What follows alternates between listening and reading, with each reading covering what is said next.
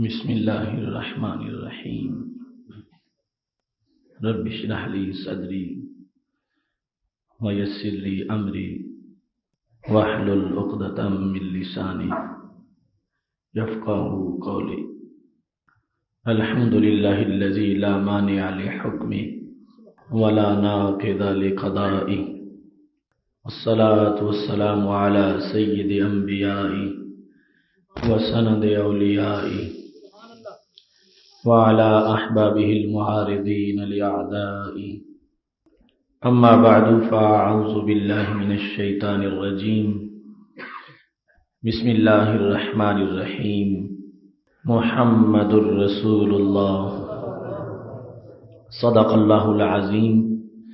وصدق رسوله النبي الكريم الأمين إن الله وملائكته يصلون على النبي یا ایھا الذین آمنوا صلوا علیہ وسلموا تسلیما الصلاۃ والسلام علیک یا سیدی یا رسول اللہ وعلی آلک واصحابک یا حبیب اللہ مولاي صل وسلم دائما ابدا علی حبیبک خیر الخلق کلہم منزہ عن شریک فی محاسنہ فجوہر الحسن فیہ غیر منقسم یا اکرم الخلق مالی من الوذ بہ سواک عند حلول الحادث العمم رب صل وسلم دائما ابدا علی حبیبک خیر الخلق کلہم۔ اللہ تبارک و تعالی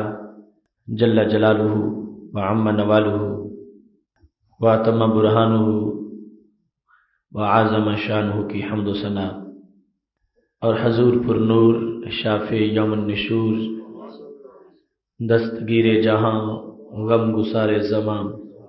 سید سربراں حامی بے قسم قائد الانبیاء محبوب دوسرا سید الکونین احمد مجتبیٰ جناب محمد مصطفیٰ صلی اللہ علیہ وآلہ واصحابہ وبارک وسلم کے دربار گہربار میں ہدیہ درود السلام عرض کرنے کے بعد نہایت ہی محتشم حضرات و خواتین، رب ذوالجلال کے فضل اور توفیق سے آج ہمارے خطبہ جمعۃ المبارک کا موضوع ہے مسئلہ علم غیب، قسط نمبر 15۔ میری دعا ہے خالق کائنات جل جلالہ ہم سب کو قرآن و سنت کا فہم عطا فرمائے اور قرآن و سنت کے ابلاغ و تبلیغ اور اس پر عمل کی توفیق عطا فرمائے۔ آج آپ علم غیب سے متعلق 15ویں قسط اللہ کے فضل سے سماعت کرنے والے ہیں۔ رسول اکرم نور مجسم شفیع معظم صلی اللہ علیہ وسلم کو رب ذوالجلال نے جو ہمہ جہت علوم عطا فرمائے ہیں ان میں سے ایک شعبہ کی تفصیل آپ حضرات کے سامنے بیان کی جا رہی ہے۔ میری دعا ہے خالق کائنات جل جلالہ ہمارے محبوب علیہ السلام کے مقام و مرتبہ کو مزید بلند سے بلند فرمائے اور آپ کی عظمتیں تمام جہان والوں پر واضح فرما دے۔ حضرت ام ایمن رضی اللہ تعالی عنہا ایک دن اپنے گھر میں بیٹھی رو رہی تھیں۔ صحیح مسلم شریف میں یہ حدیث شریف ہے، اور یہ وہ وقت تھا کہ جب رسول اکرم صلی اللہ علیہ وسلم کا وصال مبارک ہو چکا تھا اور تمام صحابہ کرام علیہم رضوان میں بڑی اداسی پھیلی ہوئی تھی۔ حضرت ام ایمن رضی اللہ تعالی عنہا وہ صحابیہ ہیں کہ جو نبی اکرم صلی اللہ علیہ وسلم کو اپنے ابا جی کے ورثے میں ملی تھیں۔ حضرت عبداللہ رضی اللہ تعالی عنہ کا جو ورثہ تھا اس میں ام ایمن بھی یعنی بطور خادمہ تھیں، جو اس وقت لونڈیوں اور غلاموں کا دستور تھا۔ رسول اکرم صلی اللہ علیہ وسلم نے حضرت ام ایمن رضی اللہ تعالی عنہا کی شادی حضرت زید رضی اللہ تعالیٰ عنہ سے کی، اور حضرت اسامہ رضی اللہ تعالی عنہ اس نکاح کے بعد پیدا ہوئے، جو مشہور صحابی اسامہ بن زید رضی اللہ تعالی عنہ ہیں، جن کو محبوب نبی کہا جاتا ہے۔ یعنی حضرت عائشہ صدیقہ رضی اللہ تعالی عنہا کہتی ہیں کہ میں نے خود دیکھا کہ نبی اکرم صلی اللہ علیہ وسلم حضرت اسامہ کی ناک صاف کر رہے تھے، یعنی جب وہ بچے تھے، چھوٹی عمر تھی، تو اس واسطے اسامہ حب النبی صلی اللہ علیہ وسلم کے الفاظ حدیث شریف میں آتے ہیں۔ تو وہ ام ایمن رضی اللہ تعالی عنہا نبی اکرم نور مجسم شفیع معظم صلی اللہ علیہ وسلم کے وصال کے بعد جس وقت گھر میں بیٹھی رو رہی تھیں، سیدنا صدیق اکبر رضی اللہ تعالی عنہ اور حضرت عمر فاروق رضی اللہ تعالی عنہ دونوں ان کے پاس تشریف لے گئے، اور یقیناً ان کی خدمات بہت زیادہ تھیں، اور نبی اکرم نور مجسم شفیع معظم صلی اللہ علیہ وسلم کی چھوٹی عمر میں انہوں نے خدمات بھی حضرت ام ایمن رضی اللہ تعالی عنہا نے بہت زیادہ اپنی طرف سے پیش کی تھی۔ اس لحاظ سے ان کے پاس روایت اور علم کا ذخیرہ بھی بہت زیادہ تھا۔ تو یہ دونوں، جن کو شیخین کہا جاتا ہے، امت کے سب سے بڑے شیخ الاسلام سیدنا صدیق اکبر رضی اللہ تعالی عنہ اور حضرت عمر فاروق رضی اللہ تعالی عنہ، کسی مسئلہ میں مشاورت کے لیے حضرت ام ایمن رضی اللہ تعالی عنہا کے پاس جب پہنچے تو انہوں نے دیکھا کہ وہ رو رہی ہیں، تو پوچھا ما یبکی کے، ام ایمن کیوں روتی ہو؟ اب ان کو خود پتا تھا کہ رونے کا سبب کیا ہے، نبی اکرم نور مجسم شفیع معظم صلی اللہ علیہ وسلم کے فراق میں یقیناً رو رہی ہیں۔ ما یبکی کے، تمہیں کون سی چیز رلاتی ہے؟ ساتھ ہی اپنی طرف سے دونوں نے جواب دیا ما عند اللہ خیر لرسولہ صلی اللہ علیہ وسلم۔ ام ایمن ٹھیک ہے کہ ہمارے محبوب علیہ السلام ہم سے جدا ہو گئے، لیکن یہ بات یاد رکھو کہ جو کچھ اللہ کے پاس ہے وہ ہمارے نبی علیہ السلام کے لیے زیادہ اچھا تھا، اس لیے رب نے ان کو اپنے ہاں بلا لیا ہے۔ ما عند اللہ خیر لرسولہ صلی اللہ علیہ وسلم، جتنی دیر ہم میں موجود رہے اللہ کی حکمت کا یہی تقاضا تھا، اور پھر باقاعدہ مشورہ کیا گیا، اور یہ ہمارے نبی علیہ السلام کا ایک اختصاص ہے کہ اللہ نے پہلے مرضی پوچھی، حالانکہ وہ جانتا ہے، فرشتوں کو بھیجا کہ اگر میرے پاس آنا چاہتے ہو تو ٹھیک ہے، ورنہ دائمی حیات زمین کے اوپر کی وہ میں تم کو عطا کر دیتا ہوں۔ تو اس وقت اختار الرفیق الاعلی، ہمارے نبی علیہ السلام نے کہا کہ میں اعلیٰ رفیق کی رفاقت کو پسند کرتا ہوں۔ پھر محبوب علیہ السلام کا وصال ہوا، تو اب یہ دونوں کہنے لگے ما عند اللہ خیر لرسولہ، جو کچھ ہونا تھا ام ایمن وہ تو ہو گیا، لیکن یہ یاد رکھو کہ اس وقت ہمارے محبوب علیہ السلام کا رب کے پاس پہنچنا یہی حکمت کا تقاضا تھا کہ جو کچھ اللہ کے پاس ہے وہ ان کے لیے بہتر ہے، اس واسطے خالق کائنات نے ان کو اپنے ہاں بلا لیا ہے۔ حضرت ام ایمن رضی اللہ تعالی عنہا بھی پھر ام ایمن تھیں، کہنے لگیں انی لعالم ان ما عند اللہ خیر لرسولہ، یہ میں بھی جانتی ہوں کہ جو کچھ اللہ کے پاس ہے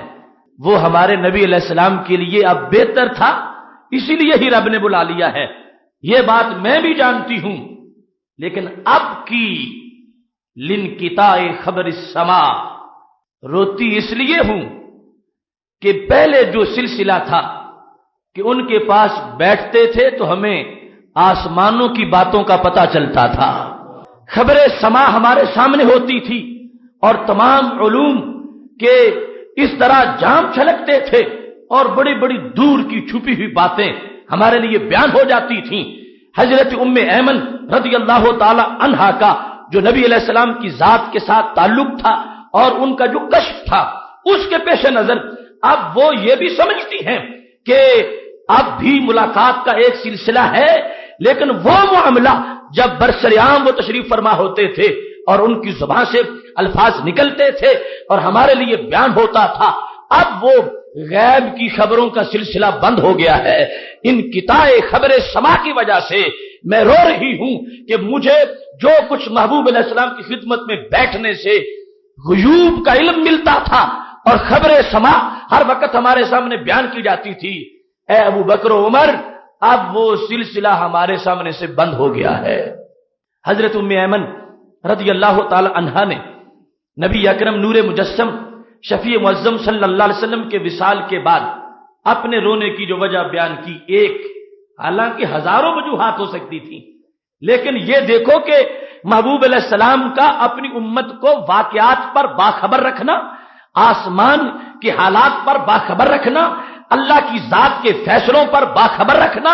عرش عظیم پر جو کچھ ہو رہا ہے اس کو بیان کرنا، یہ کتنی بڑی نعمت تھی امت کے لیے۔ حضرت ام ایمن رضی اللہ تعالی عنہا نے سر فہرست جس کو بیان کیا، فرمایا میں اس لیے رو رہی ہوں کہ وہ غیب کی باتوں کا سلسلہ اب ہماری نظروں سے بالکل اوجھل ہو گیا ہے۔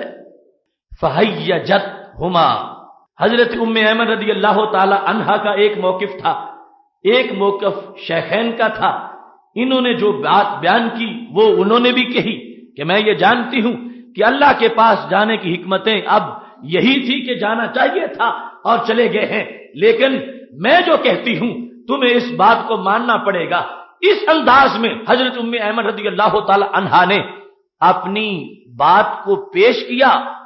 فبکیا، ان دونوں کی آنکھوں میں بھی آنسو آ گئے۔ حضرت صدیق اکبر رضی اللہ تعالی عنہ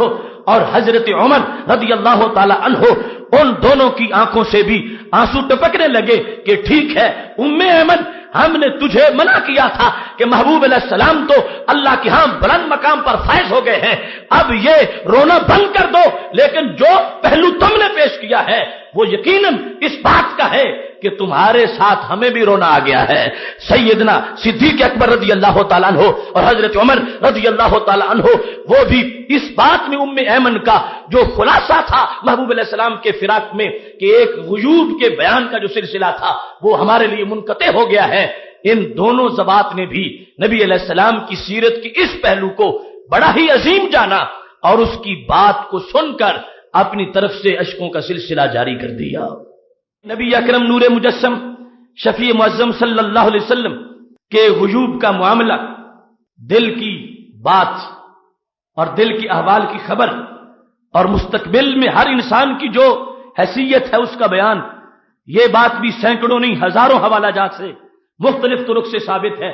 ایک شخص محبوب علیہ السلام کی خدمت میں حاضر ہوئے، کہنے لگے انی ارید الہجرہ، میں ہجرت کرنا چاہتا ہوں اور میرے پاس اونٹوں کا مال ہے۔ شاید ان کا یہ سوال تھا کہ اونٹ کدھر کروں، ساتھ لے کے ہجرت کروں یا بیچ دوں، اسلام کو دے دوں، کیا کروں؟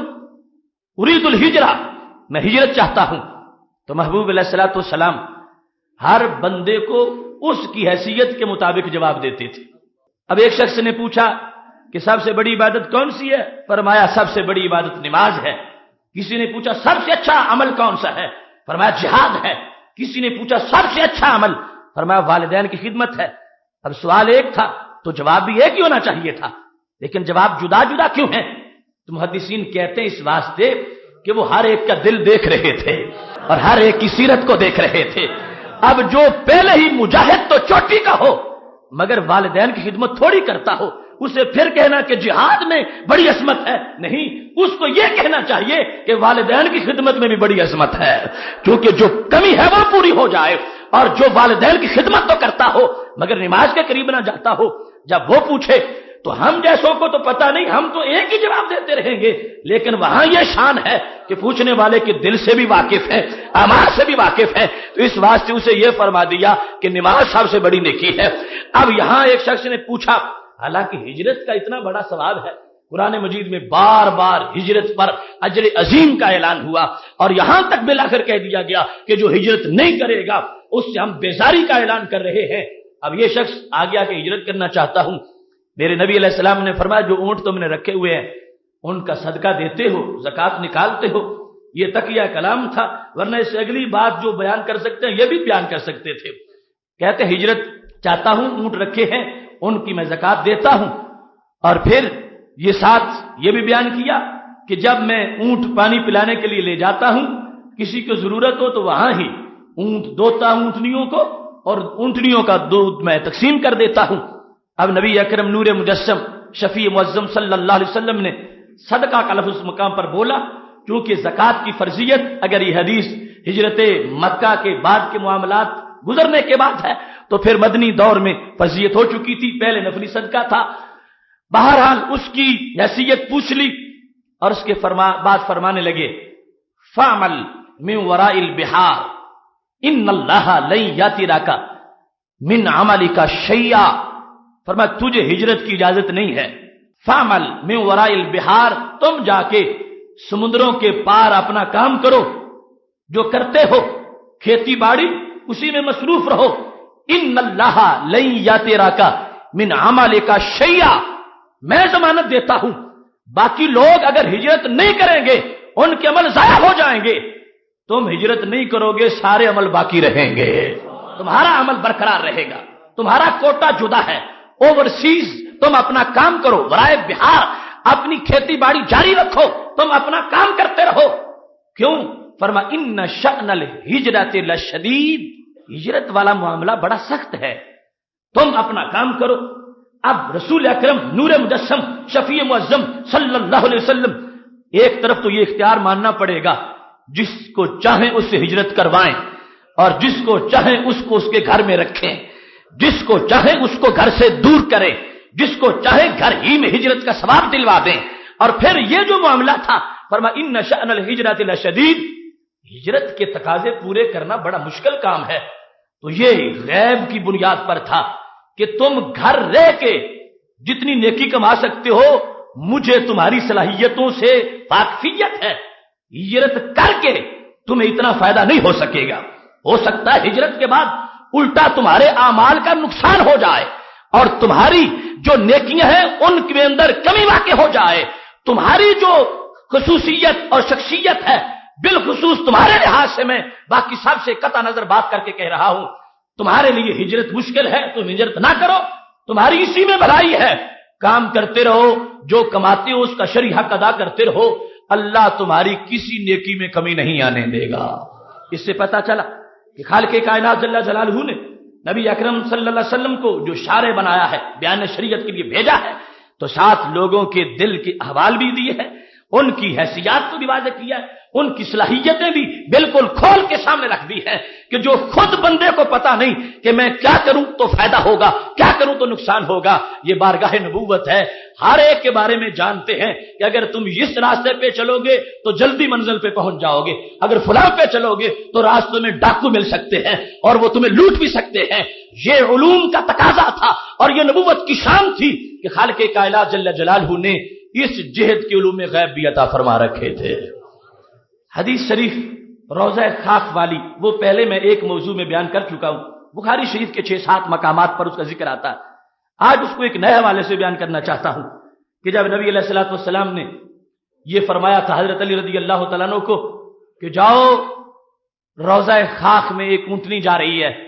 مدینہ شریف سے دور مکہ شریف کے راستے پر، فرمایا اس اونٹنی پر ایک عورت بیٹھی ہے، اس عورت کے پاس ایک رکا ہے، تم اس کو پکڑ کے لے آؤ۔ حضرت علی رضی اللہ تعالیٰ عنہ اور دیگر صحابہ وہ بہت سا سفر طے کرنے کے بعد روضہ خاک پر پہنچے تو واقعی ایک عورت اونٹنی پہ بیٹھی جا رہی تھی، تو کہا کہ تمہارے پاس ایک خط ہے وہ نکالو، اس نے کہا کوئی خط نہیں، تو آپ نے کہا کہ ہمیں نبی علیہ السلام نے بتا دیا تمہیں کپڑے اتارنا پڑیں گے ورنہ خط باہر نکالو، تو خط اس سے برآمد ہو گیا۔ اس خط میں لکھا کیا تھا؟ ایک صحابی ہیں حضرت حاطب بن ابی بلتا، حاطب بن ابی بلتا کی طرف سے وہ رکا تھا مکہ شریف کے مشرکین کی طرف، اور اس میں کچھ باتیں تھیں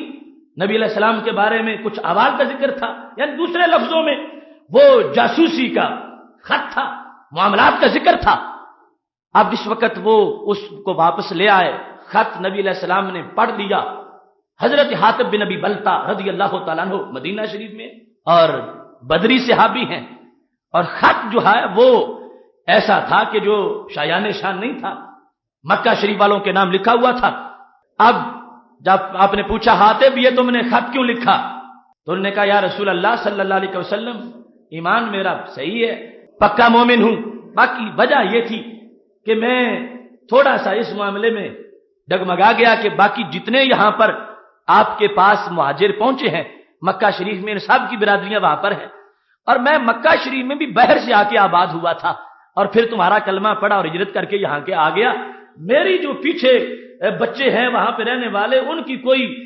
پرسان حال نہیں ان کا، تو میں نے یہ چاہا کہ ایک خط بھیجوں تاکہ مشرکین مکہ میرے گھر والوں کے ساتھ کوئی رویہ نرم رکھے، اور یہ معاملہ تھا۔ اور میں اسلام کا پکا شیدائی ہوں اور اسلام کو نقصان پہنچانے کا سوچ بھی نہیں سکتا۔ یہ محض ایک دوستانہ خط تھا جس میں کوئی ایسی بات میں نے نہیں لکھی کہ جو اس انداز میں مستقبل پر اثر انداز ہونے والی ہو۔ بہرحال انہوں نے اپنی صفائی میں بالکل مختصر لفظ بولے، تھوڑے سے الفاظ۔ حضرت عمر رضی اللہ تعالیٰ عنہ کو بڑا غصہ تھا۔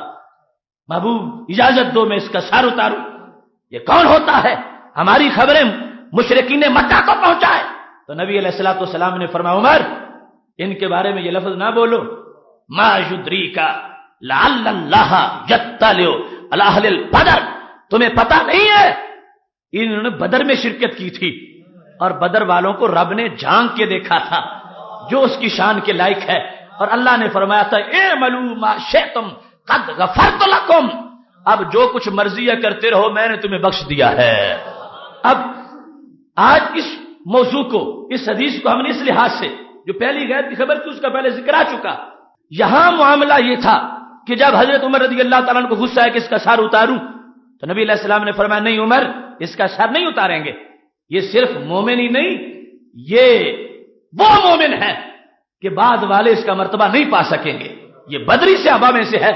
اور ان کو اللہ نے ایک سند دے دی ہے اعملوا ما شئتم قد غفرت لکم، میں نے تمہارے گناہوں کو بخش دیا، مستقبل میں جو بھی کرو گے تمہیں معاف کر دیا گیا ہے۔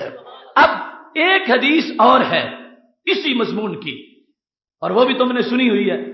ابن قیم نے دونوں کو سامنے رکھ کے ایک تبصرہ کیا۔ وہ کیا تھی کہ جب نبی علیہ السلام مال غنیمت تقسیم کر رہے تھے تو ایک نام نہاد صوفی آ گیا تھا، اعدل یا محمد، اللہ کے نبی صلی اللہ علیہ وسلم عدل کرو۔ اب جو جہاں کمی ہو وہاں تو حکم دینا چاہیے یا مشورہ، اور جہاں کمی کا سوال ہی نہ ہو تو وہاں یوں کہنا بھی گستاخی ہے۔ اب دیکھو نا، بظاہر آج لوگوں نے یہ بنایا ہوا کہ گستاخی پتہ نہیں کیا کریں تو پھر ہوتی ہے۔ اب لغوی معنی تو عدل ایک اچھا کام ہے نا، تو اس نے یہ کہا تھا اعدل، عدل کرو، تو اب اس کو کیا سمجھا گیا؟ گستاخی، اور اتنی بڑی گستاخی کہ نبی علیہ السلام نے فرمایا من یعدل اذا لم اعدل، اگر میں نے عدل نہیں کیا تو پھر کر کون سکتا ہے؟ حضرت عمر رضی اللہ تعالیٰ عنہ پھر تیار تھے، میں اس کا سر اتاروں گا۔ حضرت خالد بن ولید تیار تھے، میں اس کا سر اتاروں گا۔ اب اس معاملے میں نبی علیہ السلام نے فرمایا یخرج من دأب هذا الرجل، اس بندے کی نسل آگے نہیں چلے گی، اس کو مار دیں تو ابتلا آزمائش یہاں ہی ختم، اس کی ذریت سے ایک قوم آئے گی، وہ کیسی ہوگی؟ فرمایا تم اپنی نمازیں ان سے ہلکی سمجھو گے، اپنے روزے بھی کم جانو گے، صحابہ اگر تم ان کو پالو تو ان کو قتل کر دو، اور فرما ہم شرّ قتلا تحت عظیم السماء، اس آسمان کے نیچے جب وہ لوگ قتل ہو چکے ہوں گے، نمازی بھی ہوں گے، روزے دار بھی ہوں گے، سب کچھ کرنے والے ہوں گے، مگر اس بندے کی اولاد سے ہوں گے شرّ قتلا، ان سے برا کوئی زمین پر مقتول نہیں گزرا، آسمان کے نیچے زمین کے اوپر سب سے زیادہ برے وہ لوگ ہوں گے جو قتل کیے ہوئے ہوں گے جن کو تم نے بدر میں مارا، ایسے آبا وہ بھی اتنے برے نہیں تاتے آسماں جتنے وہ برے ہوں گے جو اس کی ذریت سے پیدا ہوں گے، اور ان کو میری امت کا ایک مرد قتل کر دے گا۔ اور پھر فرمایا اگر میں اس زمانے کو پاؤں تو میں ان کو یوں قتل کروں جس طرح قوم عاد کو قتل کیا گیا تھا۔ اور پھر صحابہ کہتے ہیں ہم کلاب النار،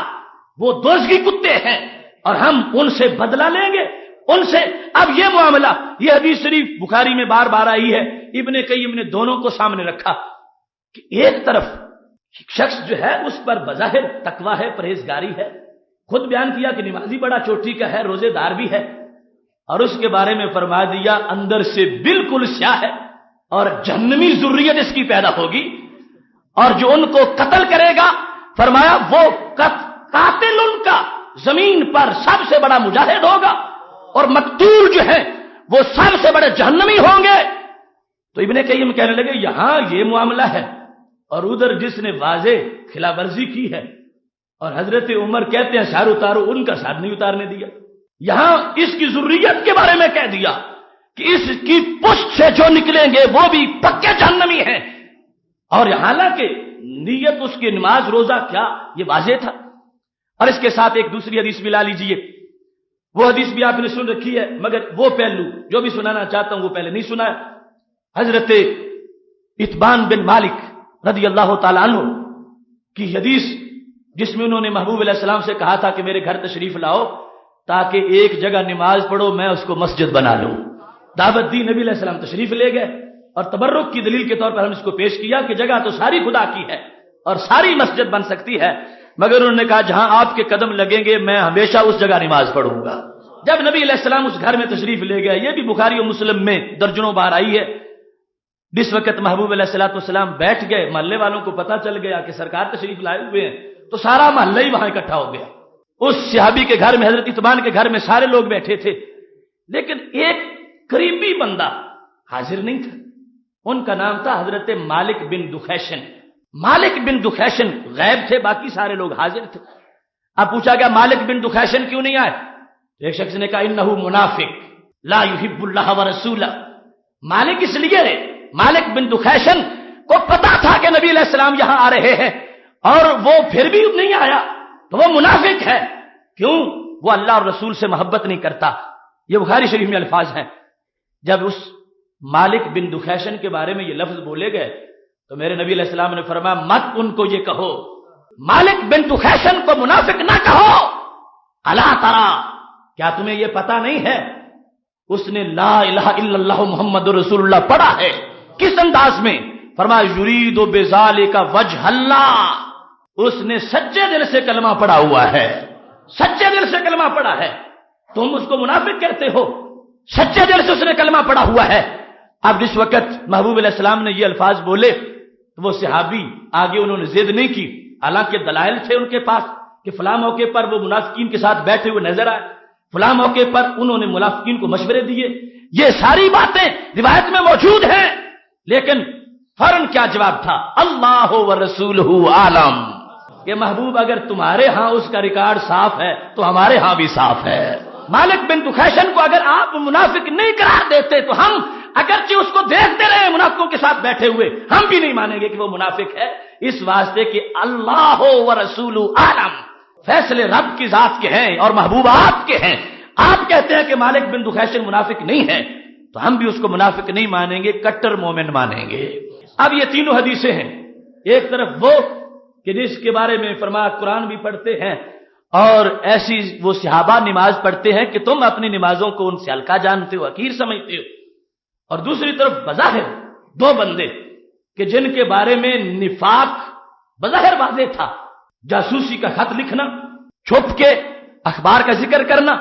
اور پھر یہ کہ سارے اکٹھے ہوں، محلے سے غائب ہو جائے،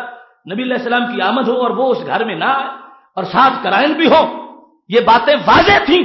مگر نبی علیہ السلام نے فرمایا میرے صحابہ میں کسی کو اجازت نہیں دوں گا نہ مالک بن دخیشن کو منافق کہو اور نہ حاتب بن ابی بلتا کو منافق کہو۔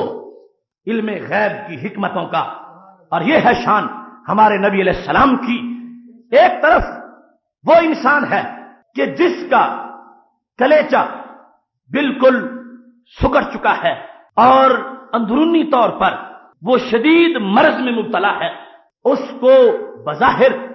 جس انداز میں بھی کوئی دیکھنے والا دیکھتا ہے، وہ چونکہ اس کے باطن سے مطلع نہیں، اس کے ظاہر کی طرف توجہ کرتا ہے، اور ایک شخص جو ہے اس کا باطن بالکل صحیح ہے طبی معاملات کے لحاظ سے، اس کے بدن پر بظاہر کہیں ورم ہے، اب اس ورم کو کسی نے دیکھا تو کہنے لگا یہاں پر نشتر لگانا چاہیے، یہ تو شدید مرض میں ہے، لیکن حکیم نے کہا اس کو نشتر لگانے کی ضرورت نہیں ہے، اس کے اندر کے معاملات اتنے صاف ہیں کہ یہ جو کچھ تمہیں نظر آ رہا ہے یہ خود بخود صحیح ہو جائے گا۔ اور دوسری طرف جس کا بدن بظاہر بالکل ٹھیک تھا مگر دل کے معاملات خراب تھے، اب حکیم حاجق سے جب کہا گیا کہ یہ بالکل صحت مند ہے تو اس نے کہا نہیں، اس پوری طرح مرض کا اسیر ہو چکا ہے اور مرض میں گرفتار ہو چکا ہے۔ ابن قیم کہنے لگے جو معاملہ تھا اس ذوالخویشرہ تمیمی کا جس نے مشورہ دیا تھا کہ محمد صلی اللہ علیہ وسلم تم عدل کرو، فرمایا اس کا باطن سیاہ تھا، اگرچہ ظاہر پر نمازوں کی رونق بھی تھی، لیکن سرکار نے باطن کو دیکھ کے فیصلہ کر دیا کہ جو اندر سے اتنا گندا ہے، جراثیم اس کے خون میں ہیں، اس کی حقیقت میں ہے، یہاں تک کہ اس کی اولاد بھی اتنی گندی نکلے گی۔ اور فرمایا مالک بن دخیشن اور حاطب بن ابی بلتا، اس کے بدن پر جو تمہیں ورم نظر آتا ہے یہ معمولی بات ہے، اس کے دل کے کنویں میں ایمان پوری طرح پکا ہو چکا ہے۔ دل کا معاملہ اور حقیقت کا تعلق جو تھا، علم غیب کی روشنی میں اس فرق کو واضح کیا، ورنہ دونوں معاملات میں فرق نہیں ہونا چاہیے تھا۔ یہ واضح جب قرائن آ گئے تھے تو یہ خبر جب دی، ان لفظوں سے اس بات کو سمجھنا چاہیے، جب فرمایا اللہ فرما رہا ہے اے ملوما شئتم قد غفرت لکم، فرمایا بدر والوں سے رب نے کہا ہے کہ جو کرو میں معاف کر دوں گا، لیکن یہ تو طے شدہ تھا کہ اگر ان میں سے کوئی شرک کرتا تو جہنمی بن جاتا، وہ تو معافی نہیں ہے۔ شرک کا معاملہ آتا جہنمی بنتا، اسلام سا کا غدار بنتا جہنمی بنتا، اسلام سے یقین متذبذب ہو جاتا جہنمی بنتا۔ تو جب نبی علیہ السلام اپنی طرف سے گارنٹی دے رہے ہیں کہ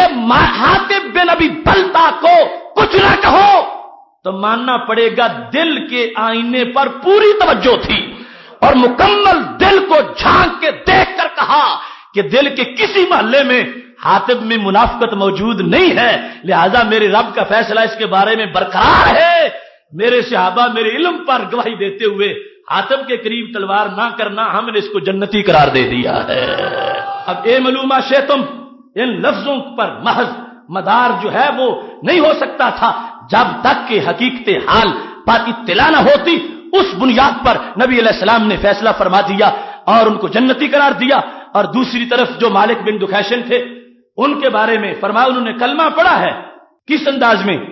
یرید بذالک وجہ اللہ، انہوں نے صرف اللہ کے لیے، اللہ کی رضا کے لیے کلمہ پڑھا ہے، کوئی تلواروں سے ڈر کے کلمہ نہیں پڑھا انہوں نے کوئی دنیا کی مال و دولت غنیمت حاصل کرنے کے لیے کلمہ نہیں پڑھا۔ اب کلمہ پڑھنے کا معاملہ حضرت مالک بن دخیشن کا اپنا ہے، وہ جانتے ہیں کہ میرے دل میں کیا ہے، لیکن ضمانت کون دے رہے ہیں؟ نبی علیہ السلام۔ تو ضمانت بھی اس بات کی کہ جس کی کوئی دیتا نہیں۔ یہ تو کہہ سکتے ہو کہ وہ نماز پڑھ رہا تھا، میں گواہی دیتا ہوں کہ وہ نمازی ہے، یہ کہہ سکتے ہو کہ وہ حج کر رہا تھا، میں گواہی دیتا ہوں کہ اس نے حج کیا ہے، لیکن یہ کون کہہ سکتا ہے کہ میں دیکھ رہا ہوں کہ اس کے دل میں نور ایمان موجود ہے؟ یہ وہ ذات ہے، سر عرش پہ ہے تیری گزر، دل فرش پہ ہے تیری نظر، ملکوت و ملک میں کوئی شے نہیں میرے آقا جو تجھ پہ آیا نہیں۔ فرمایا صحابہ تم نے صرف ظاہر کو دیکھا اور اس کو منافق کہہ دیا، ٹھیک ہے کچھ گڑبڑ تھی،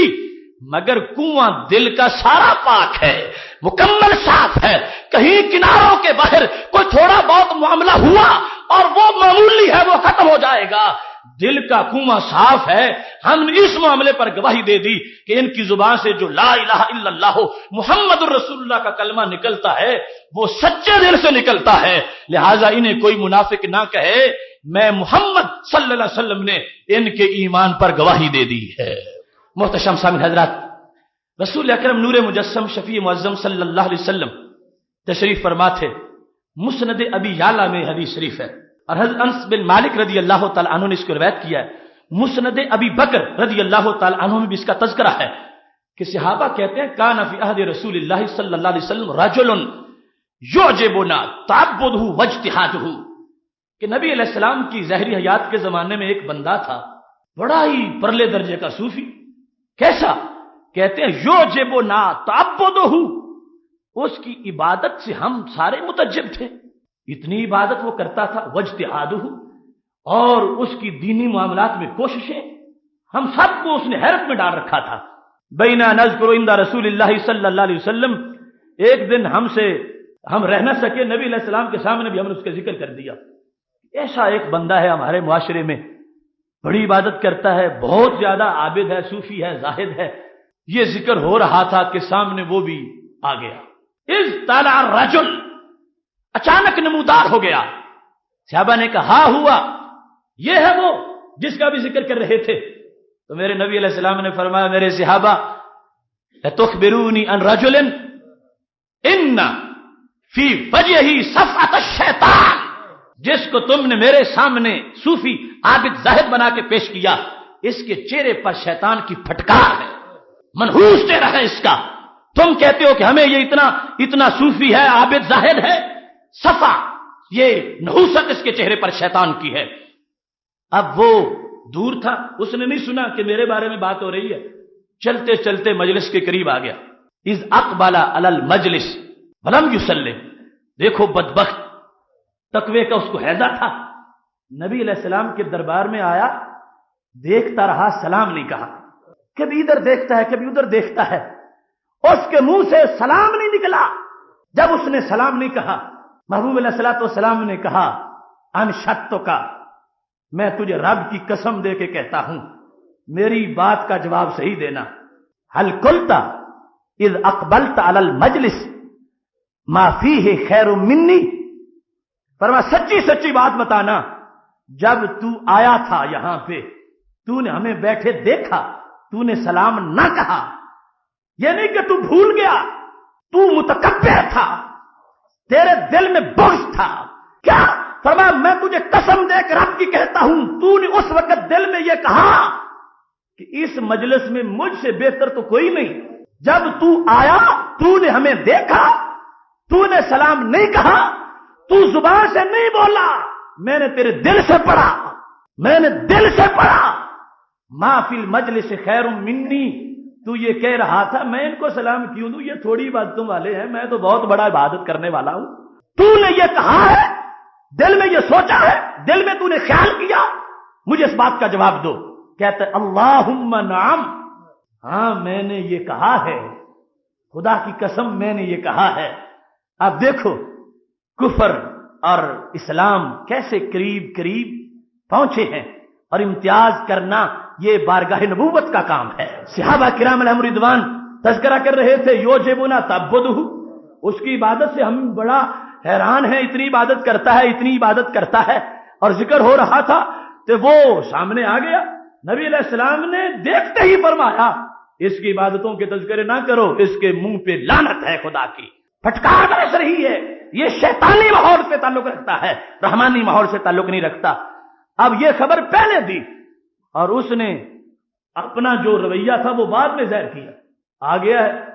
अब कितनी बड़ी बदकिस्मती थी कि दरबारे नबी अलैहिस्सलाम हो और सलाम कहने की किसी को तौफीक ना हो। जहां पर दरख्त भी झुक के सलाम कहते हैं, अर्शी भी कहते हैं, फर्शी भी कहते हैं, और हर मोमिन तड़पता है कि काश वो दरबार सामने हो और सलाम कहने की मेरी बारी भी आ जाए। वो कितना बदबख्त था, सामने आ गया, वलम युसल्लिम, ज़ुबान से सलाम ही नहीं निकला। अब सहाबा को यकीन हो गया कि हमने जो इसके सजदों के फूल जहरी देखे हुए थे, ये तो बड़ा जहरीला है, इसके अंदर तो बड़ा गंध है, ये आया है, इसकी ज़ुबान से सलाम ही नहीं निकला नबी अलैहिस्सलाम के लिए। और महबूब अलैहिस्सलाम का इल्म गैब दूर से भी बोल रहा था, करीब से भी बोल रहा था।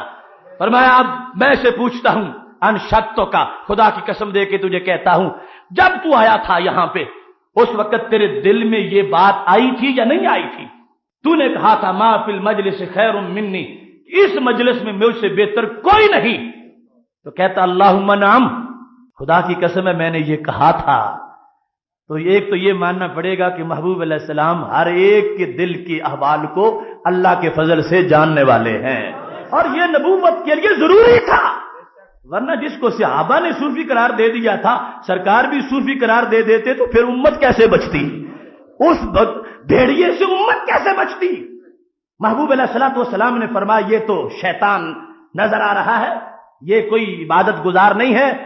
और फिर यहां जो लफ्ज उसके जहन में आए, उनको भी आज के माहौल में देखना चाहिए। कौन वो लोग हैं जो ये कहते हैं कि कभी उम्मती अमल में नबी से बढ़ भी जाता है? ये किन लोगों की किताबों में लिखा हुआ है कि उम्मती कभी नबी से अमल में बढ़ भी जाता है? और ये कौन लोग हैं जो उनसे हमसरी के दावे करते हैं और उनके जैसा बनने की कोशिश करते हैं?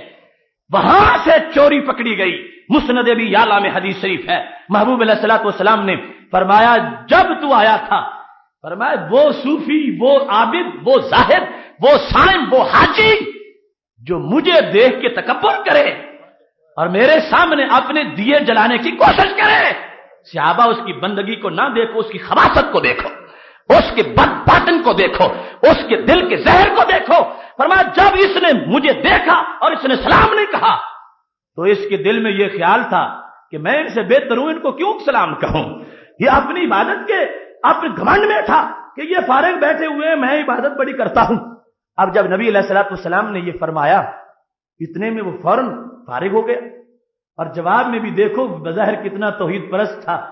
صرف نام نہیں کہا، اللہم نعم، اللہم نعم، یہ جواب دے رہا ہے محبوب علیہ السلام کو۔ اس کے ساتھ ہی داخل المسجد، اس کے نفل قضا ہو رہے تھے، فوراً مسجد میں داخل ہو گیا۔ میرے محبوب علیہ السلام نے فرمایا من یقتل الرجل،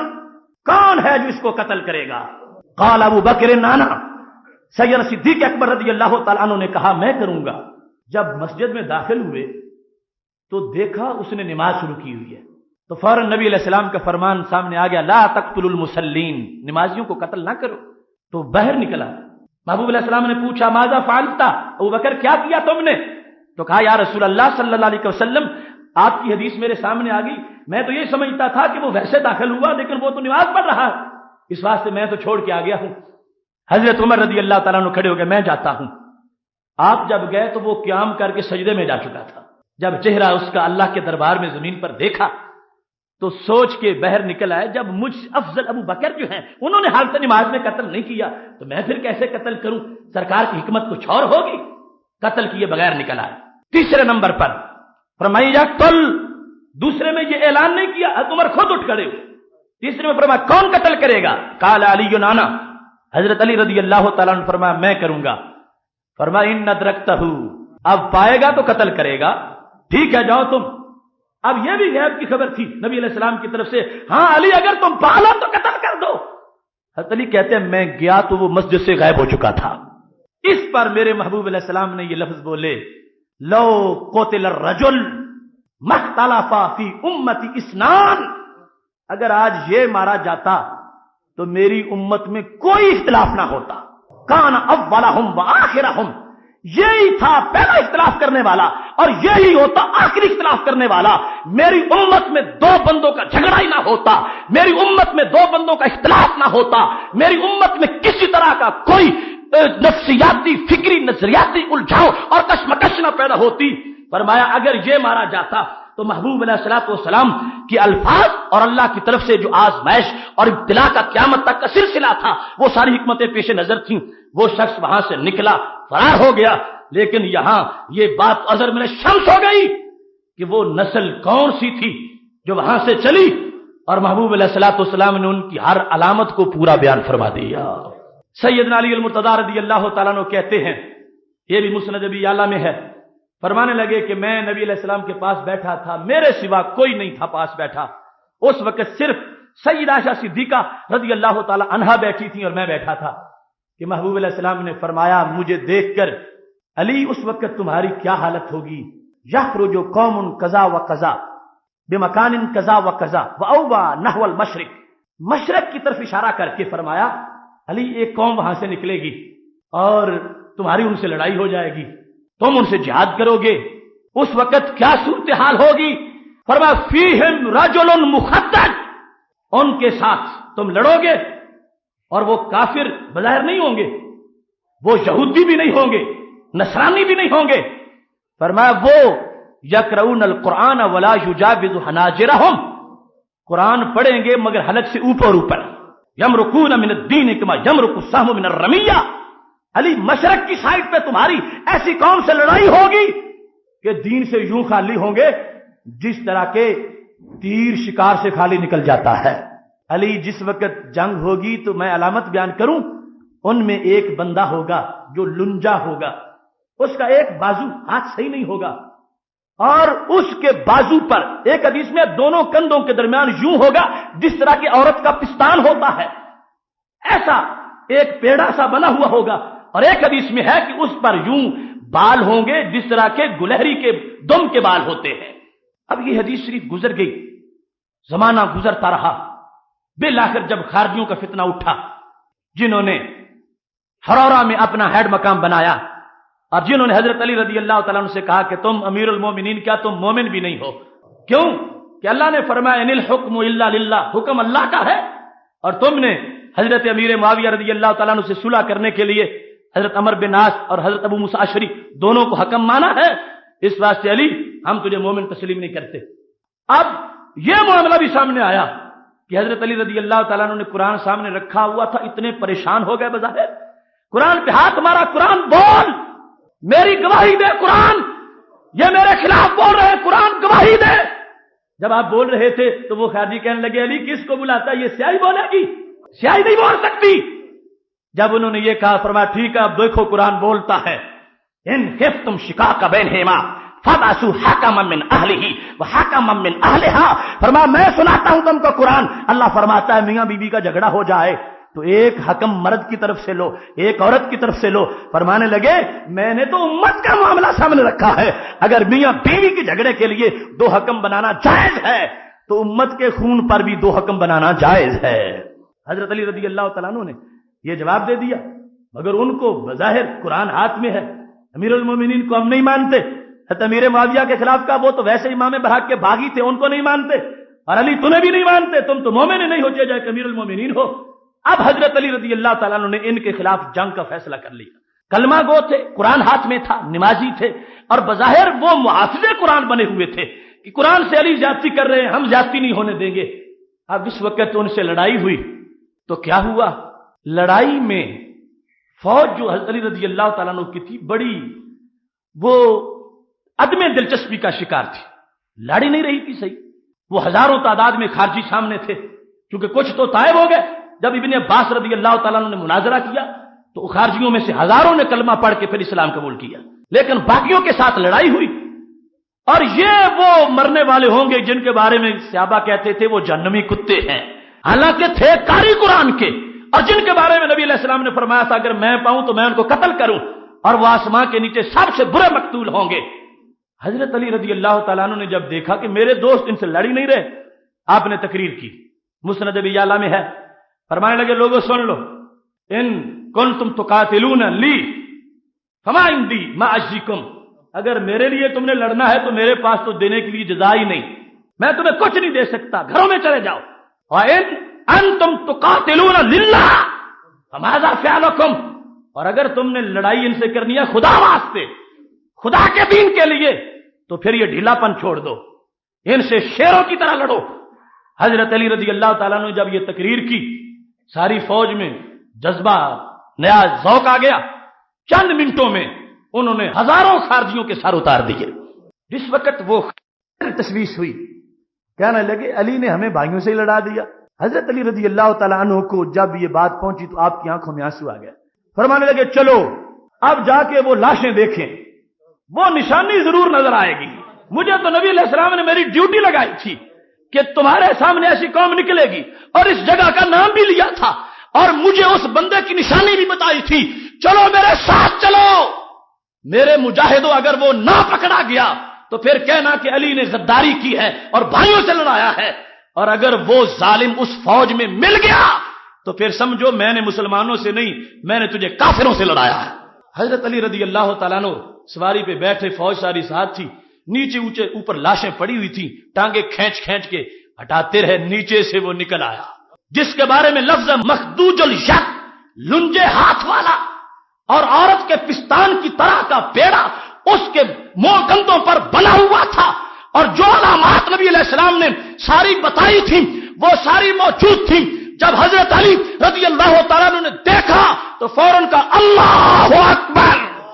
صدق اللہ ورسولہ، اور میں اللہ سب سے بڑا ہے، اللہ نے بھی سچ فرمایا، اللہ کے نبی علیہ السلام نے بھی سچ فرمایا۔ حضرت عبد الرحمن بن عریان کہتے ہیں اگر کوئی بندہ خوشی کی وجہ سے اس کی روح نکل سکتی ہو تو اس دن حضرت علی کی روح نکل جانی چاہیے تھی۔ اتنے خوش ہوئے حضرت علی رضی اللہ تعالیٰ عنہ،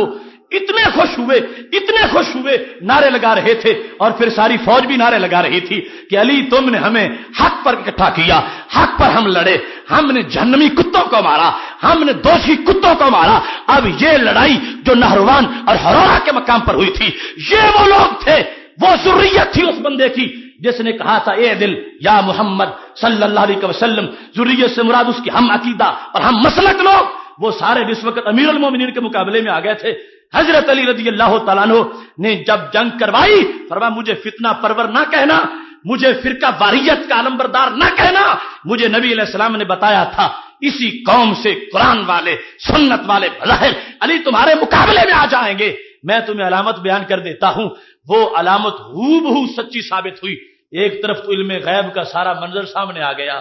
اور دوسری طرف گستاخوں کی اصل کا بھی پتہ چل گیا۔ محتشم سامعین حضرات، یہ معاملہ بڑا طویل ترین ہے،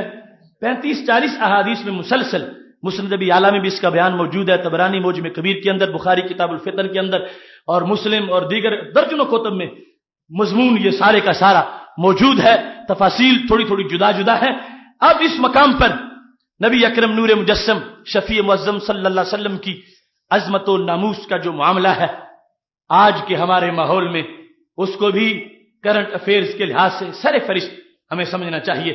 حضرت حذیفہ بن یمان رضی اللہ تعالیٰ عنہ کا وہ قول جو کتاب الردہ میں واقدی نے روایت کیا اور امام ذیلی نے نسب الرایا میں 4 جلد میں روایت کیا، وہ کیا معاملہ تھا جب حضرت حذیفہ بن یمان رضی اللہ تعالیٰ عنہ کو دبا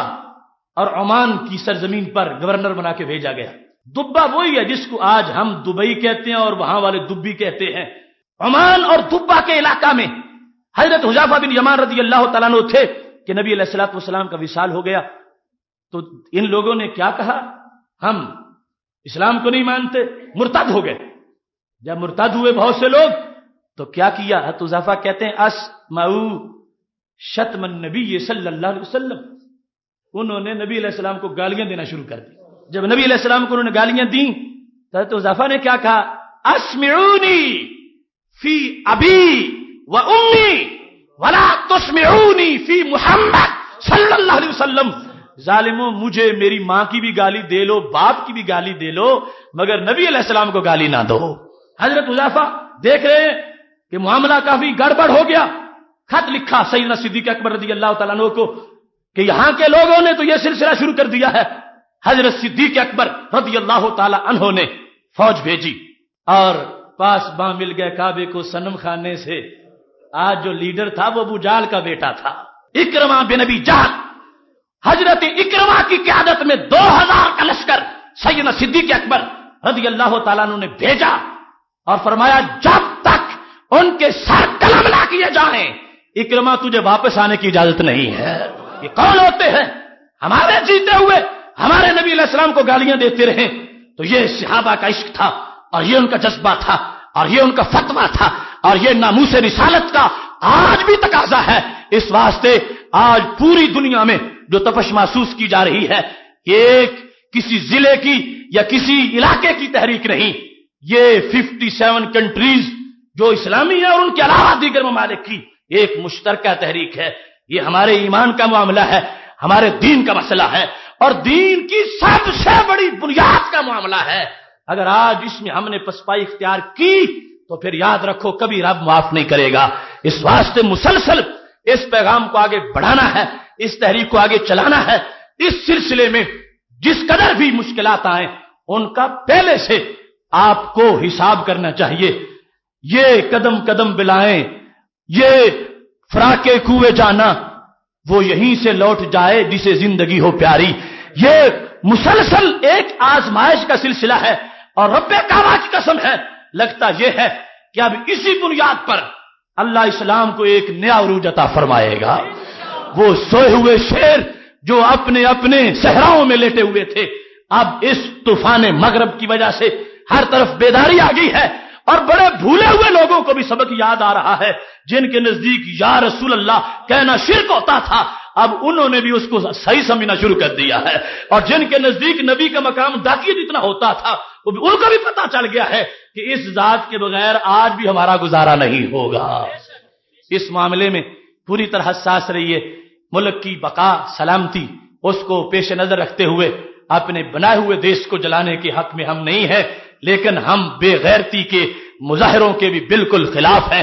غیرت کا اظہار ہر وقت ہونا چاہیے، خاموش زبانیں اور مردہ جذبات ان کی اسلام کو کوئی ضرورت نہیں ہے. اسلام زندہ دلی کا نام ہے اور اسلام بھڑکتے ہوئے جذبات کا نام ہے. ان جذبات کا اظہار اگر اب ہم نہیں کریں گے تو پھر کس وقت میں کریں گے؟ اس واسطے ہر بندے تک یہ بات پہنچنی چاہیے. ہر فکر میں جو لوگ بیٹھے ہیں ان کو اس بارے میں آگاہ کرو. اور جب تک ہمارا وہ مطالبہ پورا نہیں ہوتا جو ہم نے بی بی سی کے انٹرویو میں بھی اپنا پیش کر دیا تھا لاہور پریس کلب کے سامنے کہ ہمارا مطالبہ ان گستاخوں سے معافی کا ہرگز نہیں ہے. ہمارا ایک ہی مطالبہ ہے کہ وہ یا تو ہمارے حوالے کیے جائے کہ ہم ان کے سر قلم کریں یا پھر خود وہ حکومتیں ان کے سر تن سے جدا کریں, تو پھر امت مسلمہ کا مطالبہ پورا ہوگا. علامہ اقبال نے تہذیبوں کے تصادم اور اسلام اور مغرب کے فرق کو بیان کرتے ہوئے اور مسلم امہ کی ضروریات کو بیان کرتے ہوئے یہ کہا تھا, وہی ہے صاحب امروز جس نے اپنی ہمت سے زمانے کے سمندر سے نکالا گوہر فردا. ہاتھ پر ہاتھ دھرے بیٹھنے والی قوم کیا کر سکتی ہے؟ وہی ہے صاحب امروز جس نے اپنی ہمت سے زمانے کے سمندر سے نکالا گوہر فردا. فرنگی شیشہ گر کے فن سے پتھر ہو گئے پانی, میری اکسیر نے شیشے کو بخشی سخت یہ خارا. فرنگی شیشہ گر کے فن سے پتھر ہو گئے پانی, میری اکسیر نے شیشے کو بخشی سخت یہ خارا. مغرب نے پتھر کو پانی بنایا مگر مومن شیشے کو پتھر بناتا ہے, سختی پیدا کرتا ہے جوش میں. وَلْيَجِدُوا فِيكُمْ غِلْظَةً موٹائی اور سختی ہونی چاہیے مومنوں تمہارے اندر مقابل میں مشرکوں کے. فرنگی شیشہ گر کے فن سے پتھر ہو گئے پانی, میری اکسیر نے بخشی ہے شیشے کو بخشی سخت یہ خارا. وہ چنگاری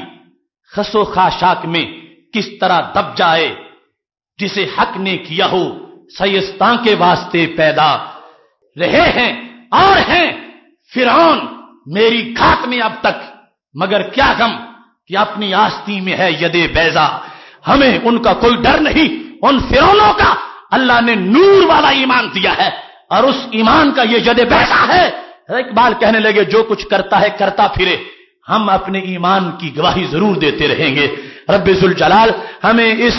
مقام پر جب آج پورا ملک ہی نہیں پوری دنیا سراپا احتجاج ہے, رب کائنات ہماری دعاؤں کو قبول کر لے اور ہمیں وہ توفیق دے کہ ہم اس موضوع میں اس معاملے میں سرخرو ہو